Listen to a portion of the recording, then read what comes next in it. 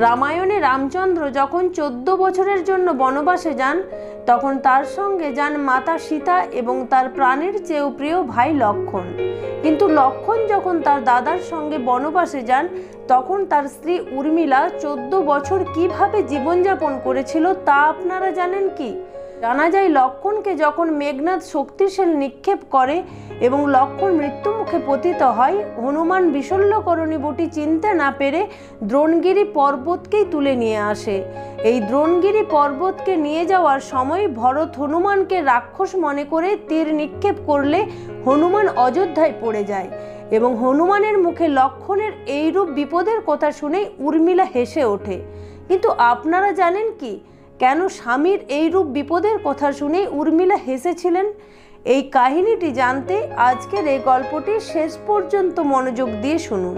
নমস্কার, আপনারা দেখছেন আপনাদের প্রিয় চ্যানেল ডিভাইন ডায়েরি, আর আমি সাথে রয়েছি আপনাদেরই প্রিয় বন্ধু পূরবী চট্টরাজ। রামচন্দ্রের সঙ্গে তার ভাই লক্ষ্মণ যখন বনবাসে যান, তখন সে বুঝে উঠতে পারছিল না যে তার স্ত্রী উর্মিলাকে কিভাবে বলবে। কিন্তু আশ্চর্যজনকভাবে লক্ষ্মণ যখন তার ঘরে যায়, দেখে উর্মিলা তাকে বরণ করার জন্য প্রদীপের থালা হাতে দাঁড়িয়ে আছে। লক্ষ্মণ কিছুটা স্তম্ভিত হয়ে যায়। উর্মিলা লক্ষ্মণকে বলে, আপনার প্রভু রামচন্দ্র ও মাতা সীতার সঙ্গে অবশ্যই যাওয়া উচিত। আপনি চিন্তা করবেন না, আমি এই দিকে সব কিছু দেখে রাখব। এই বলে সে স্বামীকে বিদায় দিয়েই একটি মঙ্গল প্রদীপ জ্বালায়। এদিকে লক্ষ্মণের দায়িত্বে যেন কোনো ত্রুটি না হয়, তাই নিদ্রা দেবীর আহ্বান করেন তিনি।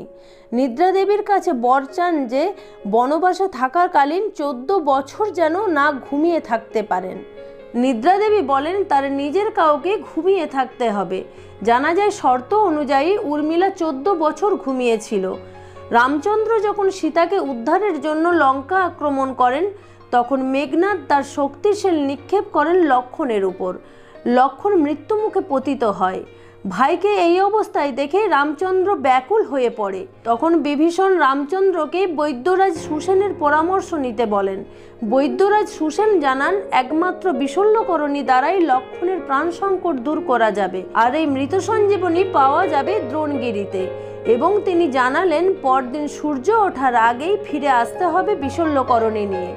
একথা শুনে হনুমান বেরিয়ে পড়ল বিশল্যকরণী আনতে। দ্রোণগিরি পর্বতে গিয়ে বিশল্যকরণী চিনতে না পারায় গোটা পর্বত নিয়ে উড়ে আসছিলেন হনুমান। হঠাৎই ভরত অযোধ্যায় দূর থেকে প্রকাণ্ড কিছু উড়ে আসতে দেখে রাক্ষস মনে করে তীর নিক্ষেপ করলেই হনুমান অযোধ্যায় পড়ে যায়। হনুমানের মুখে সব কথা শুনে গোটা অযোধ্যায় শোকের ছায়া নেমে আসে। কিন্তু হনুমান দেখে লক্ষ্মণের স্ত্রী উর্মিলা হাসছে। হনুমান অবাক হয়ে জিজ্ঞাসা করে, মা, আপনার স্বামী মৃত্যুর সঙ্গে লড়াই করছে, সে খবর শুনে আপনি হাসছেন? তখন উর্মিলা বলে, আমার প্রদীপ এখনো সংকট মুক্ত।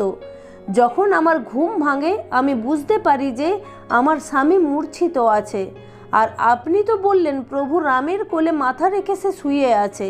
তাহলে আমার চিন্তা কিসের?